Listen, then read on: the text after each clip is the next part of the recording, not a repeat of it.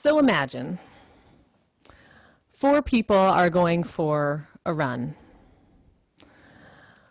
The first person is running out of desperation. They are late for the bus. And so they run because they have to. There's no other way to catch the bus. They're running as hard as they can. This is the only kind of running I do, as my knees do not allow me to run more than that. I know many of us running is like not a reality or not a possibility in our lives, but we're just using it as an example. Okay, so you can run out of desperation. One person is doing that. The second person has just spent some time on maybe like peoplemagazine.com, has been watching some celebrities or fashion magazines and feeling bad about their body. They've been, they think they're not thin enough and they're not good enough because of that. So they feel bad about their body and they feel like they should go for a run in order to be thinner. So that person running out of what we might call rationalization, they're feeling like they should run. They run because they should. The third person has just watched a documentary about a marathon, and they're feeling super inspired, super pumped. Marathon runners seem awesome. It seems like it would be a great idea to go for a run because it looks so great in the movies. And so they're feeling inspired. They want to go for a run. The fourth person is a runner, and they go for a run because they go for a run every day. And it's part of who they are, is to be someone who goes for runs. I think about those 4 kinds of motivation, the desperation run where you run because you have to, the rationalization run where you run because you think you should, inspiration run where you run because you want to, although sometimes that inspiration we know doesn't always last very long, and the runner who runs because it's their identity. And I think about when they're on their run, they're reaching a place where they have to climb a hill and it starts to rain and they're near the end of their run, but they are tired. Think about which of those motivations actually carries you up that hill and carries you all the way through your run.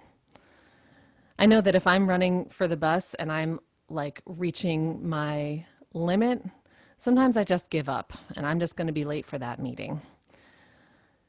Or I'm pumped on adrenaline, but I hate every moment of it. It's not the positive kind of motivation.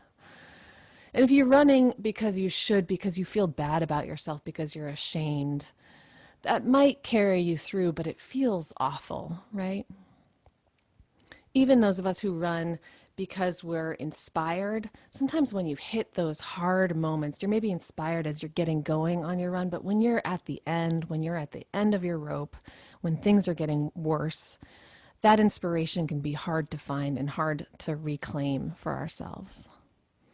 But the runner who runs because it is part of their identity to run, they know what these hard times are like. They know how to get through them because they've gotten through them before.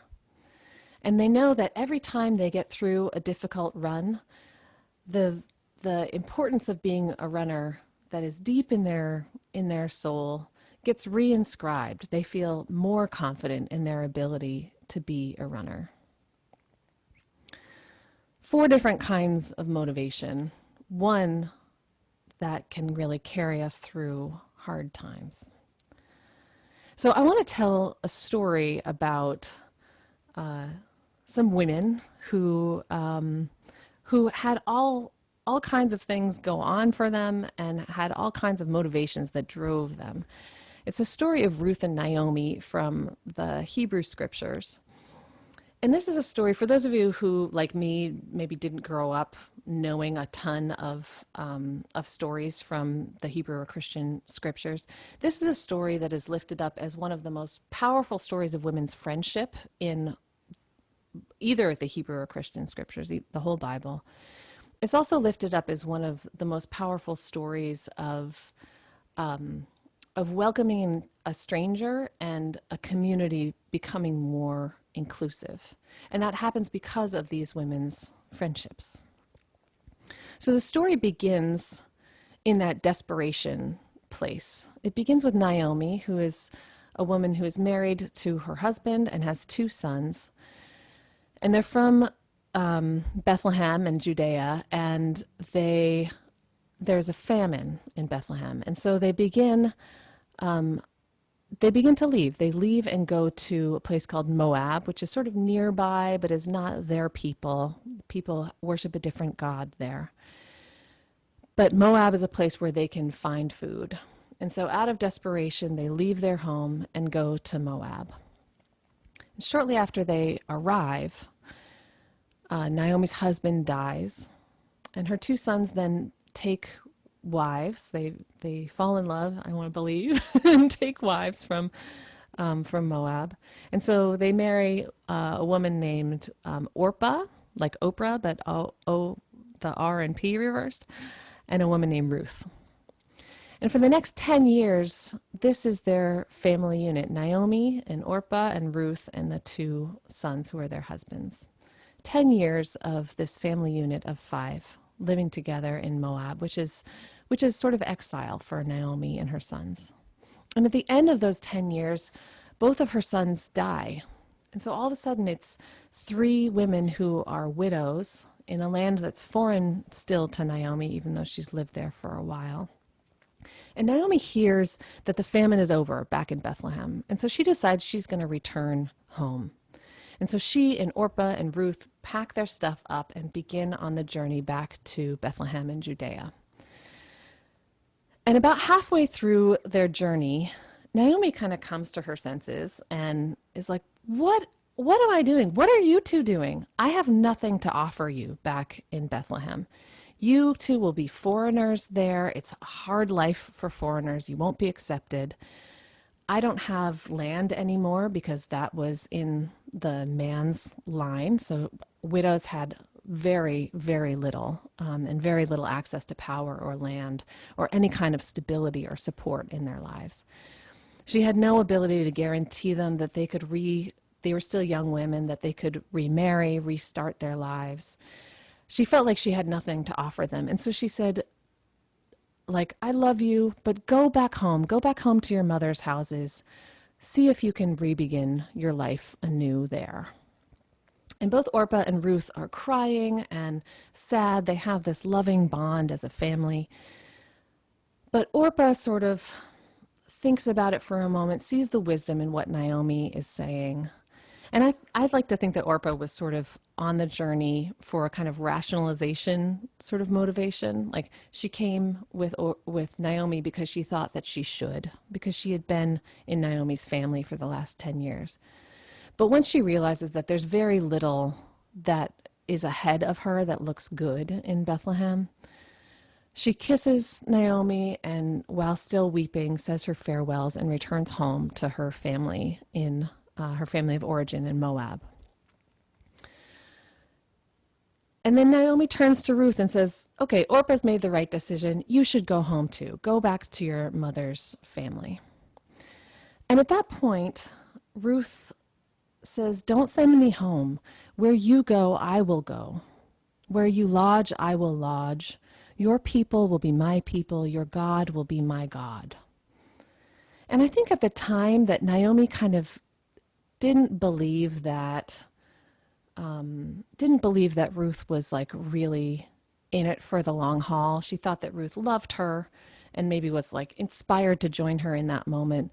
But once they hit hard times back in Bethlehem, that Ruth was going to give up and it was going to be a bad choice for Ruth.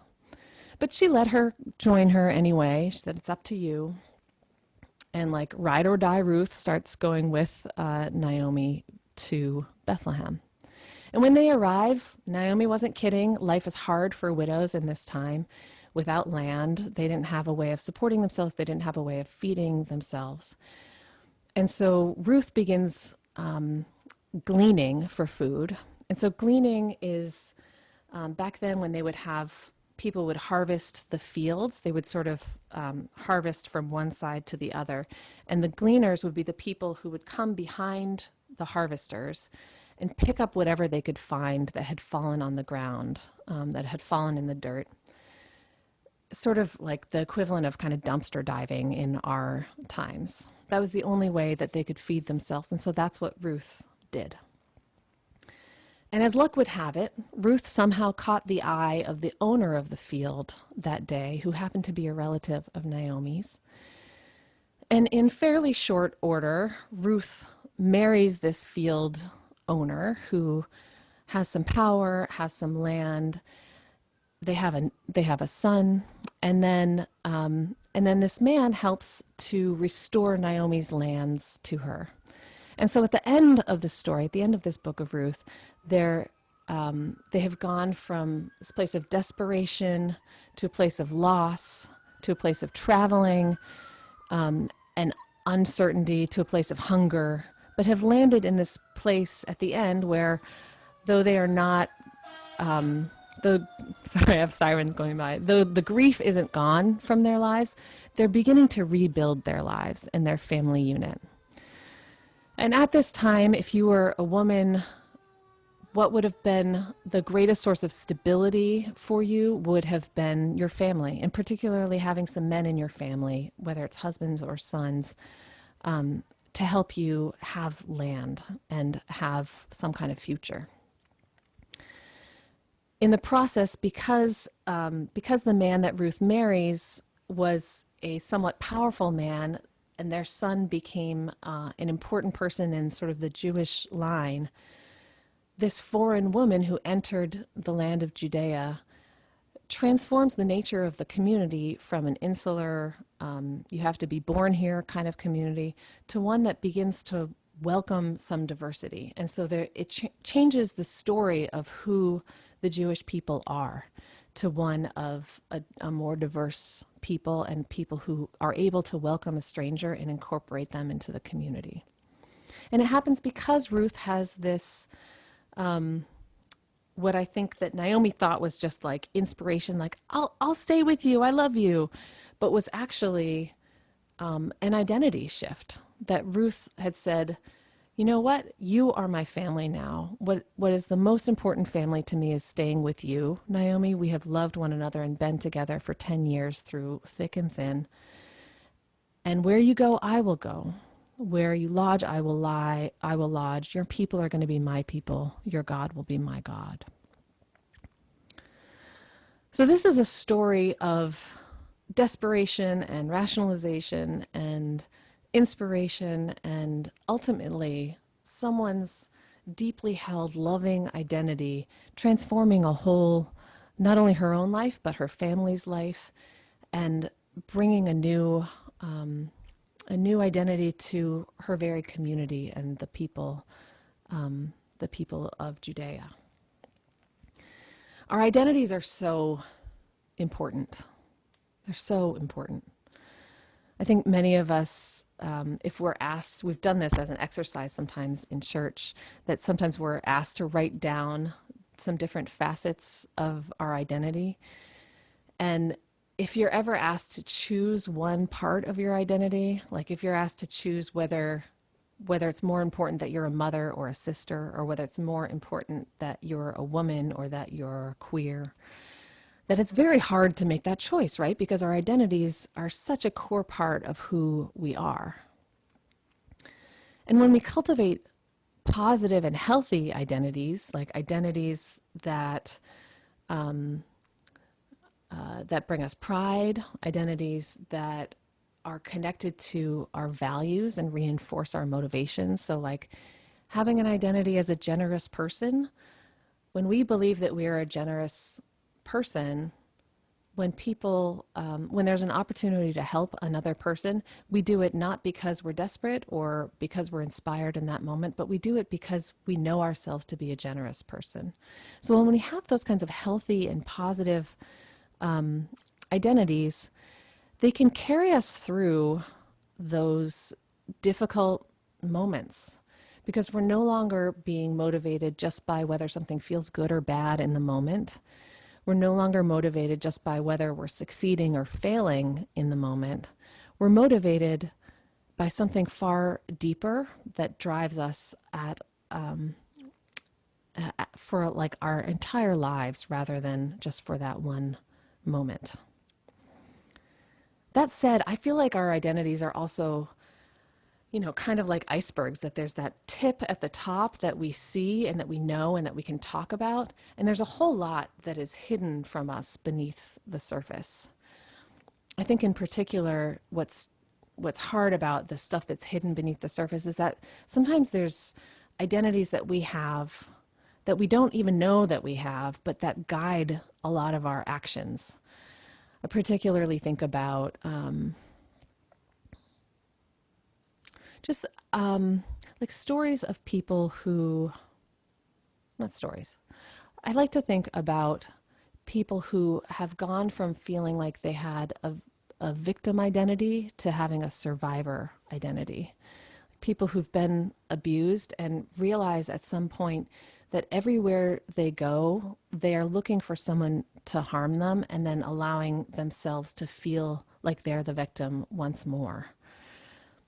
Rather than people who come to see that and are able to transform their relationship to being harmed to where they get to a point where they're saying like, I have been a victim, but I am a survivor. And so every time they encounter something difficult, they're looking for the way that they're going to get through that and come out surviving on the other end. So sometimes we have these identities like, I'm a victim, I'm a failure.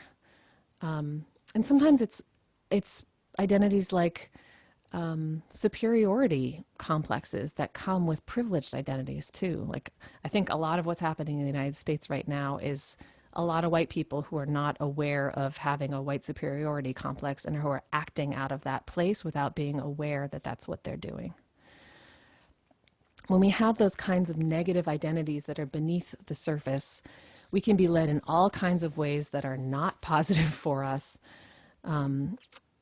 without knowing why it's happening in our lives. Does that make sense to people? Do people resonate with that? I know that I have had that experience a lot.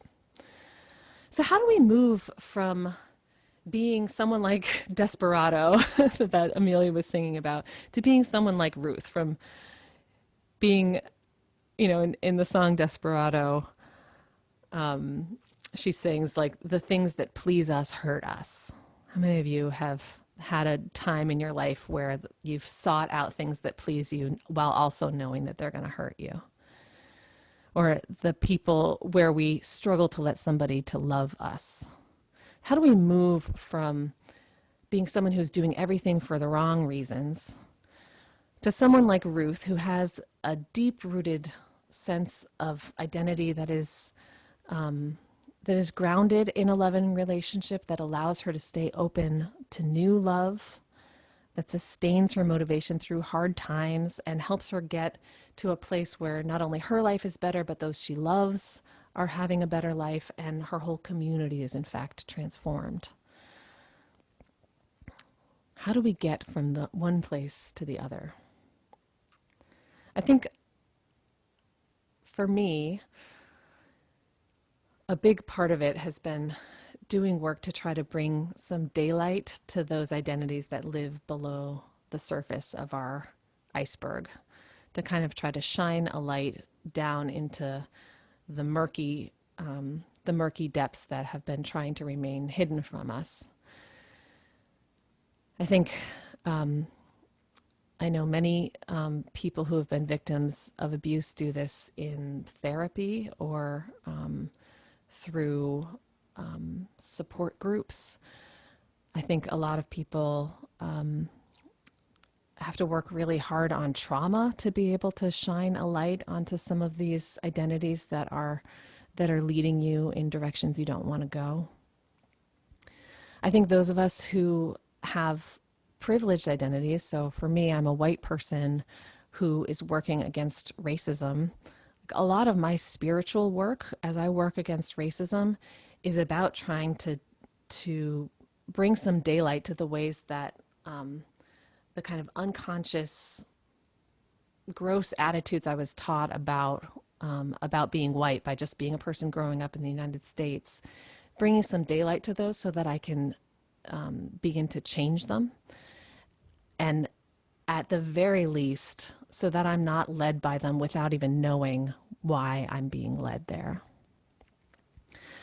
So I think the ways that we move from being Desperado to being Ruth are about looking deeply within ourselves. That therapy can do that, that support groups can do that. I know spiritual teachers can help do that. Religious communities like this one hopefully can help us do that for those of us who are really struggling. And especially when it's about our privileged identities, again, I would hope that this religious community is one of the places that can help us do that. But it's doing the work not just of trying to transform injustice in the wider world, but looking at how it lives within us and how it guides our actions unconsciously. Most of us in this congregation have at least one identity that is privileged, and most of us have at least one identity that is oppressed. And so I think most of us understand something about both sides of that coin. Another thing that I was taught to do that's maybe a little bit more fun than than just like a lot of therapy, although I'm a firm believer in therapy. I've been in a lot of therapy in my life, and I will continue to be. Is some visualization stuff. So I was taught to think about something like an identity that you really want to take on, something that's really important to you or you feel like would really transform your life. And visualize the you in some slightly alternative universe that has that identity. And so I was taught this in kind of like a time management way, that if you are someone who is constantly late and always thinks of yourself as late and is never surprised when you're late, and all of these are true for me, that begin to look at the you in an alternate universe who shows up on time for things. Like, who is that person? What are they about? How did they get to be that way? What drives them? And begin to think about yourself, to visualize yourself as having some more things in common with that person. Instead of saying, shoot, I'm going to be on time. People are going to be pissed at me if I'm not on time. I'm always late. Oh, I'm so ashamed of myself from being late. Or just like, today is the day I'm going to be on time, and then having it fall flat. Begin to think of yourself as, I'm a person who cares about being on time. And if I'm not on time, it's a surprise to me. It's something that is unusual about that.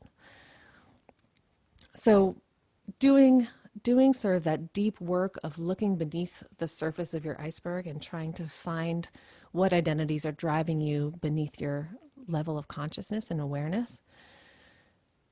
Doing the fun visualization of you in an alternate universe who's already there and learning from that version of yourself.